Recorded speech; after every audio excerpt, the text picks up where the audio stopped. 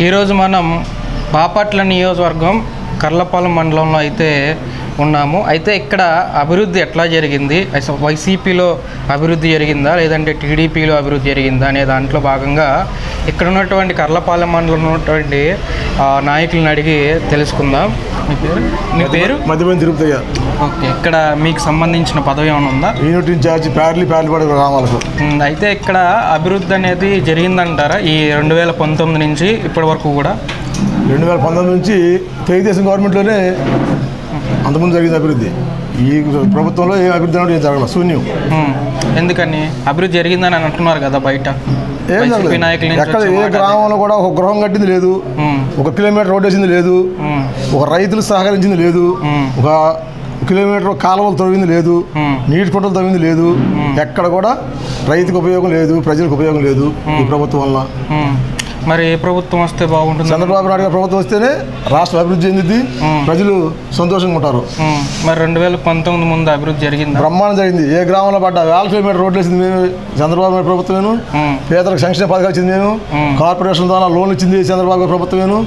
ఈ ప్రభుత్వం వచ్చిన తర్వాత ఒక్క కార్పొరేషన్ అన్ని క్యాన్సిల్ అయిపోయాయండి. అసలు పేదవాడికి అసలు ఏ లోన్లు లేవు, కార్పొరేషన్లు లేవు, ఏమీ లేవు. అసలు కట్టుకోవడానికి గృహానికి కూడా సహాయం లేదు. అసలు మా ప్రభుత్వం ఉన్నప్పుడు బ్రహ్మాండంగా ఇల్లు కట్టుకున్నారు, రోడ్లు వేసారు, చెరువులు దిగారు, కాలువలు దిగారు, బ్రహ్మాండంగా ఉంది. అప్పుడు మరి ఈ ప్రభుత్వంలో పథకాలు ఇస్తున్నాము, ఇస్తామని బట్టన్ నొక్కుతుంది తప్ప ఏ హోటల్ వాళ్ళు బట్టన్ నొక్కుతాడు 2 నెలల దాకా దిక్కు ఉండదు. తర్వాత ఏదో కొంతమంది పడిద్ది, 6గురికో 5గురికో పడిద్ది, అంతవరకు ఓకే ఎనఫ్. మరి టీడీపీ వచ్చిన తర్వాత కూడా ఇదే పథకాలు రన్నింగ్ చేయాల్సి ఉంటుంది కదా? ఇదే పథకాలు కదా, ఇంకా బ్రహ్మాండ పథకాలు చేస్తామండి. ఇంకా బాబు గారికి సంపద సృష్టించింది తెలుసు. బాబు గారి సంపద సృష్టించి ఎలా సృష్టించాలో తెలుసు ఆయనకి.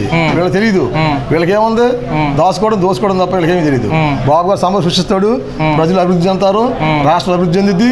అదేవిధంగా రాజధాని ఏర్పాటు చేస్తాడు, పోలవరం పూర్తి చేస్తాడు. వీళ్ళు పోలవరం ఎంతో చేపెట్టలేదండి.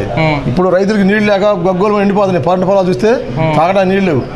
ఒక రబీ పంటలు వచ్చేసరికి వేరుశెనగ కానీ మినుము కానీ నీళ్లు లేక ఒకసారి పొలాలు చూడండి. నీళ్ళు అసలు రైతులు ఎట్లా పొలాలు చూసి అసలు ఘోరం భయంకర తట్టుకునే పరిస్థితి.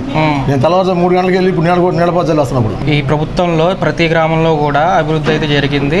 నెక్స్ట్ మళ్ళీ మేమే వస్తే ఇంకా అభివృద్ధి చేస్తాం. ఏ గ్రామంలో 1 కిలోమీటర్ రోడ్డు కానీ, ఒక గృహం కానీ, ఒక పేదవాడి సహాయం కానీ, లేకపోతే గృహం దగ్ధమైపోతే అతనికి ఇల్లు కట్టడం కానీ, లేకపోతే అక్కడ గుంటల్లో మట్టి తోవడం కానీ ఏ గ్రామంలో దొరారు చెప్పండి. ఆ సెంటర్ బాపట్ల టౌన్లో ఆ రోడ్లు పగల కొడతాం, మళ్ళీ వేసుకోవడం, ఆ రివైండర్ పగల కొడతాం, మళ్ళీ వేసుకోవడం, మళ్ళీ పగల కొడతాం. ఇప్పుడు 3 సార్లు బాగా కొట్టారండి, 3 సార్లు రివైండర్ వేశారు. అది తప్ప 20 ఇప్పుడు కర్లపాలెం పంచాయతీలో బండంలో 20 గ్రామాలు ఉన్నాయి. ఏ గ్రామంలో 100 మీటర్ల రోడ్డు వేశారు ప్రూవ్ చేయమని చెప్పండి మాకు. నేను అడుగుతున్నా. 2019లో తెలుగుదేశం పార్టీ ఓడిపోవడానికి కారణం కూడా ఏమి చేయకపోవడం వల్లే ఓడిపోయిందని? లేదండి, లేదు. జగన్ గారు ఒక్కసారి ఒక్క ఛాన్స్ అంటే ఇదేదో కొత్తగా వస్తున్నాడు, ఒక్కసారి వస్తే ఊరి మీద బంగారం చేస్తా చెప్పేసి ఒక ఛాన్స్ ఇచ్చారు. ఒక్క ఛాన్స్ మా తిప్పి రిటర్న్ తీసుకుంటారు. మళ్ళీ ఇప్పుడు ఒక్క ఛాన్స్ దానివల్ల ఇచ్చారు. కొత్త కదా, కొత్త వింత కదండి, ఆ కొత్త కోసం ఇచ్చారన్నమాట. అంతేగాని ఇంకేం లేదు అక్కడ. మరి బాపట్లలో ప్రజెంట్ టీడీపీ వస్తుందా లేదంటే మళ్ళీ టీడీపీ భారీ మెజారిటీ వచ్చిందండి. ఎందుకని? ఇప్పుడు రాజుగారు చేసే సంక్షేమ పథకాలు కానీ, పేద సహాయం కానీ, అన్ని గ్రామాలకి, ప్రతి గ్రామానికి మంచినీటి సహాయం, ఎవరు పేదవాడికి ఇల్లు కాలిపోతే వాడికి ఇల్లు కట్టించడం, ఏదో ఎంతగా సహాయం చేయడం, ఆరోగ్యం బాగపోతే హాస్పిటల్ పంపించడం. ప్రతి గ్రామంలో దేవాలయం కట్టుకుంటే, హిందువులు దేవాలయం కట్టుకుంటే దేవాలయానికి ఆయన 4 లక్షలు 5 లక్షలు సహాయం చేయడం, చర్చి కట్టుకుంటే 3 లక్షలు 5 లక్షలు సహాయం చేయడం, మసీదు కట్టుకుంటే 2 లక్షలు 3 లక్షలు సహాయం చేయడం. ఇన్ని గ్రామాలు ఉంటే అన్ని గ్రామాల నియోజకవర్గంలో ఆయన చేయని సహాయాలు అంటే లేని వరకు. సహాయాలన్నీ కూడా ఓన్లీ 2-3 సంవత్సరాల నుంచి చేస్తున్నారు. 10 సంవత్సరాలు చేస్తారండి బయట. గత 10 సంవత్సరాల నుంచి చరిత్ర చూసుకోమని చెప్పండి. పార్టీ పరంగా ఆయన వ్యక్తిగతంగా చేస్తున్నాడండి. ఈ రోజు పార్టీ టికెట్ తీసుకుని ఆయన గత 10 సంవత్సరాల నుంచి ఆయన మానవ సేవ చేస్తున్నాడు. చెప్పమంటే 10 సంవత్సరాల నుంచి కూడా ఏ చర్చికి ఎంత అమౌంట్ ఇచ్చింది, ఏ గుడికి ఎంత ఇచ్చింది, ఏ బడికి ఎంత ఇచ్చింది, ఏ పేదవాడికి ఎంత ఇచ్చింది, లిస్ట్ ప్రకారం అప్ టు డేట్ తారీఖు ప్రకారం ఇప్పిస్తా. మా దగ్గర ఉన్నాయి అన్ని. మరి ఇప్పుడు టీడీపీ జనసేన పొత్తు అనేది జరుగుతుంది, బ్రహ్మాండంగా ఉంటుందండి. మరి టీడీపీ వచ్చే అవకాశం ఉంటుందా ఈ పొత్తులో? ఈ పొత్తులో బ్రహ్మాండంగా ఉంటుందండి. టీడీపీ జనసేన భారీ మెజార్టీతో రాజు గారు ఇక్కడ విజయం సాధిస్తాడు. ఈసారి పైన చంద్రబాబు గారు ముఖ్యమంత్రి అవుతాడు. మరి ఇక్కడ ఈ కర్లపాలెంలో ఎట్లాంటి అభివృద్ధి జరగచ్చు అనుకుంటున్నారు? కర్లపాలెం టీడీపీలో వేగేష్ నరేంద్రవరం గారు అధికారంలోకి వస్తే ఎమ్మెల్యేగా? ప్రతి గ్రామంలో రోడ్లు కానీ, రైతులకు కావాల్సినటువంటి కాలువల సౌకర్యాలు కానీ, గృహాలు కానీ అన్నిటినీ కూడా ఆయన సొంత డబ్బులు తెలిసిన గవర్నమెంట్ ప్లస్ ఆయన సొంతం కూడా పెంచి అన్ని గ్రామాలు అభివృద్ధి చేయడానికి సిద్ధంగా ఉన్నాడు ఆయన. అయితే 2024 నరేంద్ర వర్మ గారి పక్కాగా విజయం సాధిస్తాడు. అన్ని గ్రామాల అభివృద్ధికి ఆయన సహకారాలు పూర్తిగా ఉంటాయండి. ఆయన వల్ల మేలు జరిగింది. మరి ఇప్పుడు ప్రజెంట్ ఉన్నటువంటి ఎమ్మెల్యే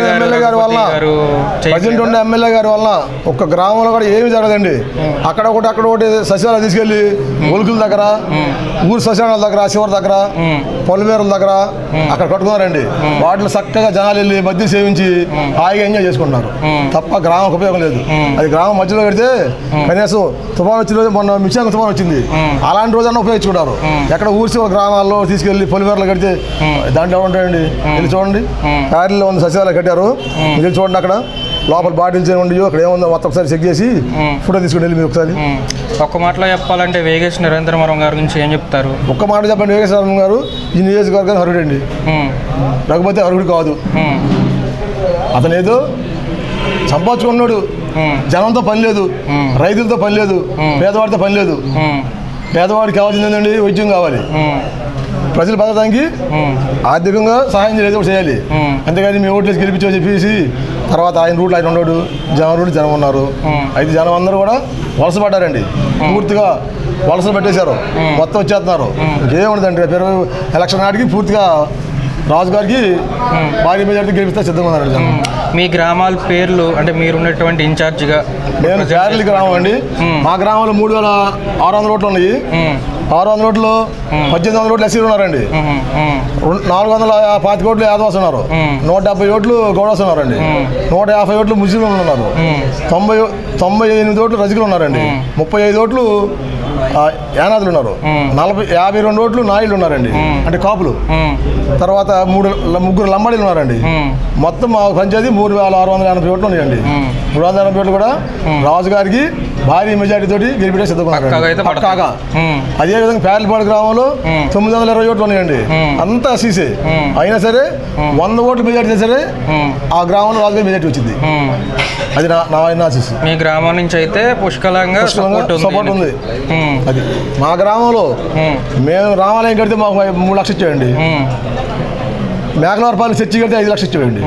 ప్రతి ఒక్క పల్లెనికి చర్చికి కానీ, మసీద్ కానీ, పేదవాడికి కానీ ఆరోగ్యం బాగలేదంటే 5,000 10,000 ఎంతో కొంత సహాయం చేసి ప్రస్తుతం ప్రాణాన్ని కాపాడుతున్నాడు ఆయన. అంటే అధికారంలో లేకపోయినా సరే ఎంత చేశాడు, అధికారం ఉంటే ఎంత చేయగలడు ఆయన, సమర్థుడు అనేది నాకు ఉద్దేశం. ప్రజల నుంచి అందరి నుంచి అన్ని గ్రామాల్లో కర్లపాలెం మండలంలో 20 పంచాయతీలు ఉన్నాయి. 20 పంచాయతీల నుంచి కూడా రాజుగారికి మంచి ఇది ఉంది.